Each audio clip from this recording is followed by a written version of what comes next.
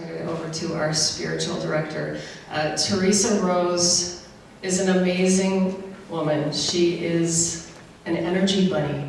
She's a speaker, she is a blogger, she is a hooper, she's an author, she is a spiritual director.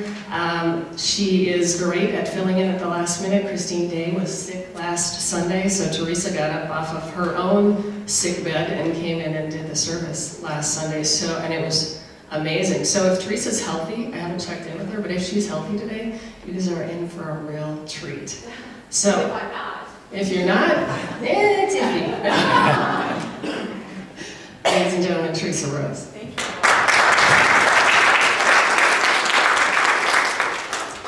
Well, I'm nearly healthy, It's popping around though. Have you noticed that? It goes from one person to another person to another person and ricochets back to the same person.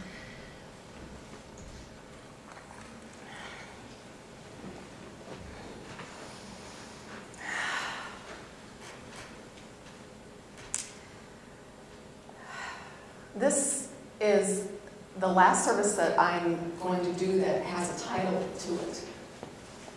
Now that might not seem like a big deal, but normally I get information from Spirit on what I'm going to talk about because I have to get the information from Spirit on what I'm going to talk about because I have to tell the office. And this last one is Flow Like Water. And that came down a couple of weeks ago, and I've learned to dance with Spirit in a way that don't get on the dance floor until the music starts. And the music starts when I get here, or shortly before.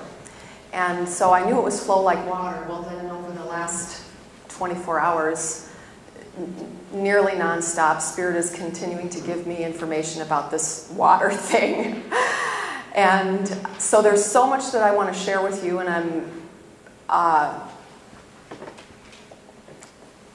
I'm having a challenge with kind of keeping it all in a gentle way for me, which is, of course, the lesson. The lesson flows like water. So I'd like to tell you a couple stories, because I'm a storyteller. I'm a water baby. I love water, and I fear water. And I've had amazing things happen with water and in water and around water. And I use water a lot as a metaphor in my own practice, in my own life. So I want to share with you a couple things to give you some perspective, and maybe you're going to see your own stories in this too. So when I was 13, I lived outside of Chicago, and I sound really loud. I'm sorry if I'm going to interrupt. I sound really loud. Is that just me, or it is? Okay. It's just me? Okay. Not surprising. I was 13, I lived outside of Chicago with my mom and my stepfather had a boat. And you know Midwesterners in the summertime, right? I mean, when we can be outside, we are outside as much as we possibly can. And so we would go every weekend to the chain of lakes, which were a series of lakes in the suburbs of Chicago. And one of them was Fox Lake. And so it was one particular Saturday, it was my stepfather, my mother, my sister-in-law, and me. And he had one of these 16.5-foot, I don't even know the kind of boat they are, but they're your standard sort of run-around cruiser boat with two little benches on the front that you can sit on. So I was sitting there one day, and I was going to water ski. And I'm on one of the little benches in the front of the boat, and my sister-in-law, Sue, is on the other little bench. And then my stepfather is driving the boat, and my mom. And it's in the middle of the afternoon, and I'm just one of these, at this point, 13 years old, I just want to tan, right? I mean, that's just what you want to do. You just want to get color.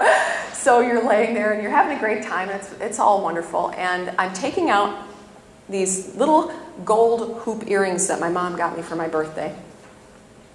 And I look over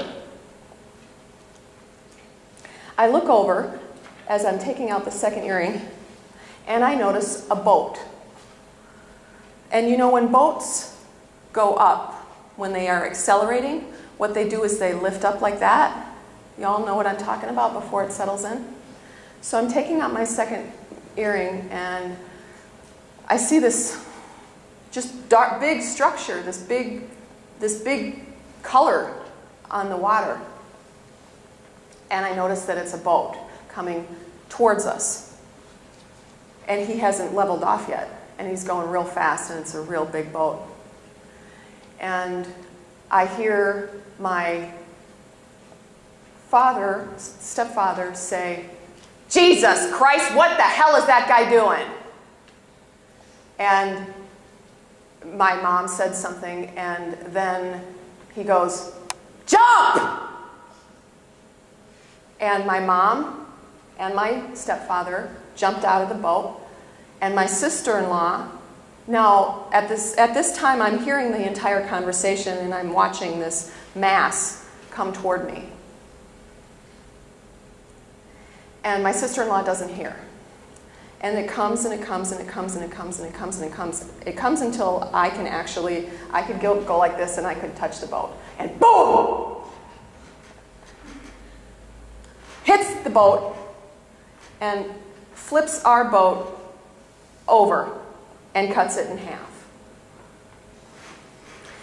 And I'm under the water. And I have great pain in my body because of fiberglass hitting me. And it's absolutely pitch black. And I feel the railing. So somehow I'm upside down, and I feel the railing of what I was just leaning against, pressing up against me. And I have no idea where anything is. Up or down, left or right, I have no idea where any of it is. And that was the first time that I had the choice to die. And I had this, just like they talk about, I had this wave of vision and vision, vision, vision, vision, vision, vision, and person and person and person, and experience and lesson and gift, and brrr, like you saw your entire life. And it was beautiful. And I thought to myself, oh my God, this is when I'm actually going to die. This is a moment where I'm going to die. And I could feel like a pull, a slight pull. And then my mother came into my head. And my mother and my father divorced when I was 5. I have 2 older brothers, and they lived with my father. So it was my mom and I for much of my growing up time. She and I against the world. And as I was down under the water and I was ready to let go, a thought came to my mind that was, you can't leave now. Your mom needs you. You need to go now. You need to get up. And somehow it was like Spirit had taken almost like a fish hook and just went, nope, okay, here's how you do it. You go under this, you're going to fall under here, and then you're going to go up, up, up, and you're going to swim up, and you're going to swim up, and you're going to swim up. And so I did that. It wasn't even like I was having to do anything. And I got up above the water, and I looked around and I saw my mom. And as soon as I saw my mom, I don't remember anything else until I got to the hospital. That's when I went into shock. And somehow, through adrenaline, I'm still able to kick my legs to stay above the water.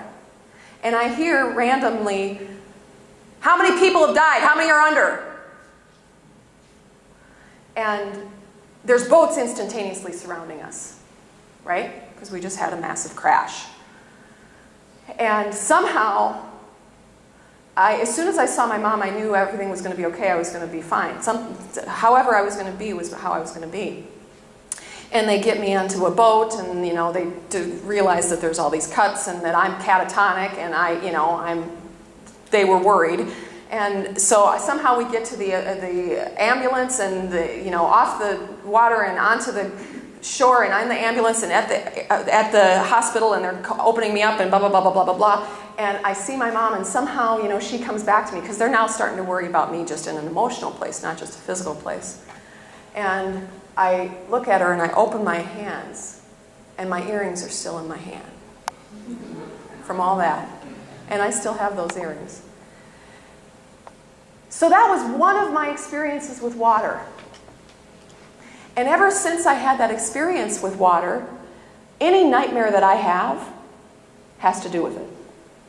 I'm drowning. I'm on a boat that always turns, So imagine, nice little scratch on my psyche a month ago when a friggin' cruise ship goes to its side and they show pictures of it. I was like, flare, trauma. Because every single time that I have a really, really terrifying dream, it's about water. So that's one element of it. But then, flash forward 15 years, and my husband and I are fortunate enough to go on our honeymoon together, and we go to Italy, northern Italy, Lake Como. And I didn't have spirit in my life at all at this point. I really didn't. I knew that spirit was a construct. I knew that we should believe in something. I had an idea that spirit was a guy that I didn't understand, that was judging people. So I had no relationship, except for that one in the water, when I knew something took me and saved me. So for 15 years that lied dormant in, cheap sex, growing up, drugs, alcohol, skipping school, being poor, not having any connection to spirit at all. That laid there like that. And then I'm at Lake Como.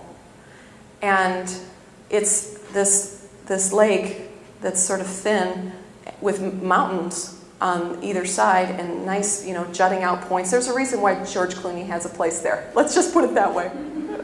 It's beautiful. So I'm on this boat with my new husband, and the beauty kept hitting me. And every turn that we were on a private boat, every turn we'd make, I could hardly breathe in. It was so beautiful. And it was misty, and it was quiet, and it was clean. And it was like, whoosh, just went into me like a lightning bolt that was, there is a God. There is a God. You can't have this beauty random. You just can't. And so that was the second time I got to know spirit, was around water. And I've noticed that every single time that I'm in a place in my life, water is around. Water in really good ways and water in maybe not so good ways. It freaks me out when it starts to snow and have ice, and that's water. And I have an aversion to it. Oh no, it's so wet and slushy and right? You don't like it. But then what do you do when you have a hard day and your muscles are tired and your mind is overwhelmed? Nice hot bath or a shower, right? It can be the worst and it can be the best. And I've experienced both of those things. And what I realized as I was sitting with this information is water is such a conduit of whatever it is that we want. Water is a healer, and water can be a contributor to our demise. The bathtub can be a savior, and it can be your coffin.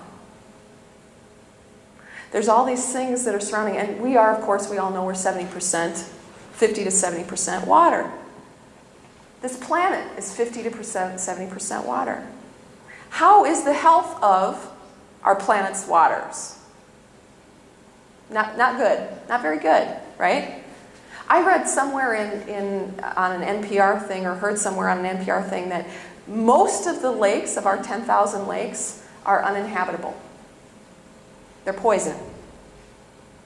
Our oceans are getting poisoned. And there's all these things that are, the health of our mother Earth is very, very, it's in danger. And a lot of it's because of her water. And we look at ourselves, and our water is sort of it's a river, right? It's a river that takes things from one place to another. And what do we put into our